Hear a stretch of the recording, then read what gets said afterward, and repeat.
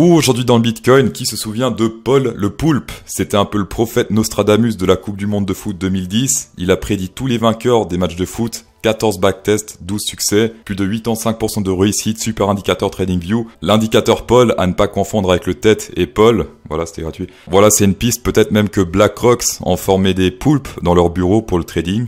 Qui sait? Qui sait? Bien sûr, c'est faux, c'est faux. BlackRock, c'est une blague, vous en faites pas. Par contre, chers spectateurs, sachez que je ne suis pas du tout dépressif et que ce n'est pas du tout dans mes projets de mettre fin à mes jours. On va commencer en semaine par la grosse résistance EMA 20 qui a enfin été pétée hier soir, c'est magnifique. Clôture au-dessus. La dernière fois qu'on a clôture au-dessus, c'était ici, c'était autour des 44 000. Alors, la dernière fois, la tendance était totalement haussière, donc on n'était pas encore en tendance baissière, alors que maintenant, oui, totalement baissière. Et la dernière fois qu'on a pété l'EMA 20 dans une tendance totalement baissière, c'était par exemple ici, en 2019, bottom to the moon. Également ici, c'était tendance totalement baissière, d'accord?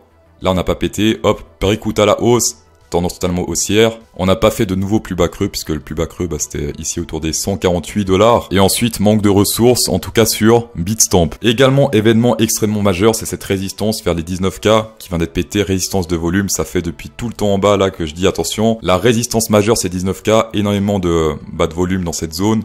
Comme on peut le voir sur ce graphe. Ça, c'est ce qu'on voulait voir depuis ici, sauf que on a eu la surprise Sam. Les 19 000, c'était vraiment la zone où les bears devaient garder le contrôle, s'ils souhaitaient garder le contrôle, et ils l'ont perdu. Vu qu'on a pété, maintenant on est sur du 20 000, même 21 000, on a testé, c'était hier ou avant-hier. Et sinon, niveau volume jusqu'à la TH, on n'a pas des pics comme ça. Tout ce qu'il y a au-dessus, c'est plus petit que le pic qu'on vient de péter il y a quelques jours. En logarithmique, on est sur une résistance en effet diagonale, sauf que sur le RSI, ça fait maintenant 2 semaines qu'on a breakout une résistance encore plus grande, puisque là, on est sur 1, 2, et 3 retests, alors que sur le RSI on est sur 1, 2, 3, 4, 5, et sur le 5e c'est le breakout. Qu'est-ce qui fait plus d'effet, 3 ou 5? En effet, c'est 5. La semaine passée, on a vu également ce breakout sur le RSI qui était un peu timide, mais c'était un breakout officiel, donc c'était sur cette bougie-là. Nous, on n'a pas long sur le Bitcoin, mais sur le Ethereum. Résultat un peu similaire, d'accord? Aujourd'hui, qu'est-ce qui se passe? On reteste pile poil l'EMA 200, dernière résistance d'une tendance baissière. EMA 200, c'est la bleue, je sais pas si on voit bien ici sur la vidéo, mais bref. Ligne bleue ici, on est pile poil en clôture sur cet EMA 200. Ça fait 2 jours qu'on n'arrive pas à clôturer au-dessus. Aujourd'hui, ça ferait le 3e jour si on clôture sous cet EMA 200. Et sinon, historiquement, durant tout ce range, on l'a jamais testé. Et la dernière fois qu'on l'a testé, c'était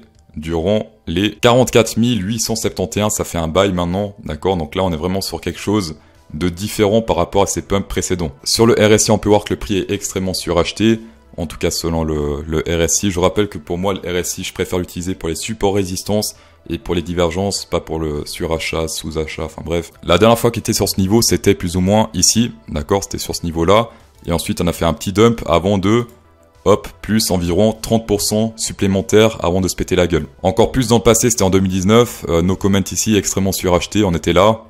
Voilà, j'en dirai pas plus. Mais en effet, pourquoi pas sortir quelques week-ends là sur un jour ou deux, puisque là, on a quand même fait sur un seul jour un petit moins 14%, 15% même avant d'aller toujours plus haut et de redescendre. Donc là, je pense que c'est une zone où ça commence à FOMO un peu. Donc hop, sortir les week-ends, monter toujours plus, faire FOMO ceux qui disent ah merde, j'ai loupé le train. On a également l'indicateur des mineurs, le hash ribbons qui est repassé dans le bleu. Historiquement, beaucoup de backtests réussis, excepté ici durant ce bear market, un petit fail. Et également, c'était là un petit croisement vert et ensuite fail. Ceux qui diront ouais CryptoSauce, mais c'est uniquement quand il y a une boule bleue qu'il faut prendre le machin. Il y a toujours une boule bleue, sauf qu'elle disparaît si ça foire par la suite. Donc il faut vraiment se fier pour les backtests au truc rouge qui repasse dans le vert, c'est là qu'il y a un backtest. Et on est sur 2 fails en effet historiquement. Niveau sélection naturelle, gros Burj Khalifa qui s'est créé ici autour des 17 393. Ce qui est drôle également sur le court terme et même moyen terme, c'est que au nord, au sud, il y a que dalle, d'accord? Prochaine grosse zone, c'est 25 000 au nord, au sud, 17 000 et quelques. En tout cas, si les bears cherchent de la nourriture encore, il faudra passer sous le support très solide des 19 000, c'est autour des 17 400.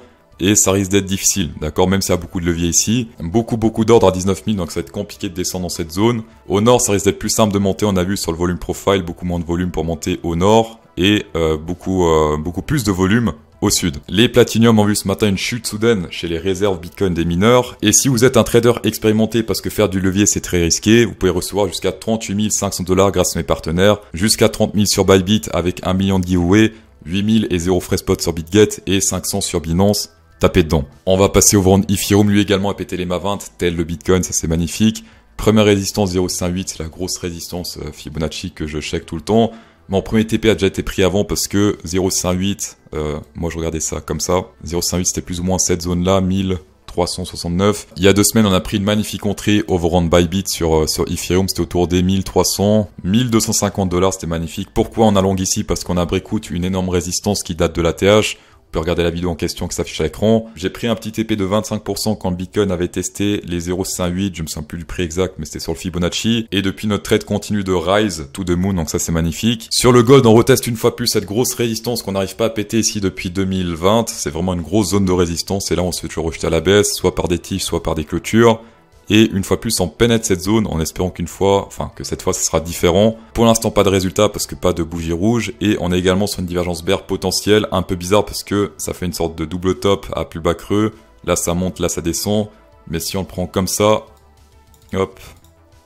Bon, là également, c'est bearish parce que là, c'est tout droit, alors que là, ça descend légèrement. Cette divergence est confirmée si on clôture sous, ici, cette ouverture de bougie bleue, c'est-à-dire sous les 1866. Dans ce cas, c'est confirmé. Aujourd'hui, on est en train de pénétrer une zone de Shark Bear Special Go entre les 1894 et les, hop, plus ou moins ici, 2003. Comme annoncé vendredi, ça change pas si on sort de cette zone. Donc, pour l'instant, on est dans cette zone. Si on ressort de cette zone, hop, ça pourrait être très bearish pour la suite parce qu'on est sur un gros Shark Bear. Partant du principe que le top, c'est là. D'accord? On prend le Fibonacci. Hop.